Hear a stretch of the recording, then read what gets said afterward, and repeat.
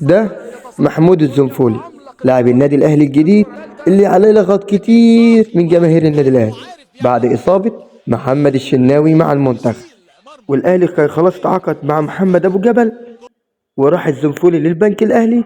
سبحان مغير الأحوال، الزنفولي أصبح في النادي الأهلي وأبو جبل ما زال في البنك الأهلي. محمود الزنفولي هو حارس مرمى رائع وبارع ومميز.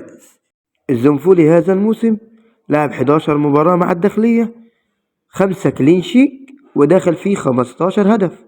بالنسبة للفرقة اللي بيلعب فيها الزنفولي هو معدل يعني متوسط أو متوسط لحد ما. الزنفولي صاحب 32 عاما، يحرس مرمى النادي الأهلي مع مصطفى شوبير وحمزة علاء لنهاية الموسم. الزنفولي تصدى من داخل منطقة الجزاء 22 تسديدة من داخل منطقة الجزاء، والأكثر تصدي من بره داخل منطقة الجزاء ب42 تسديدة، من أفضل الحراس المتواجدين في الدوري هذا الموسم. بالتوفيق للزنفولي مع النادي الأهلي.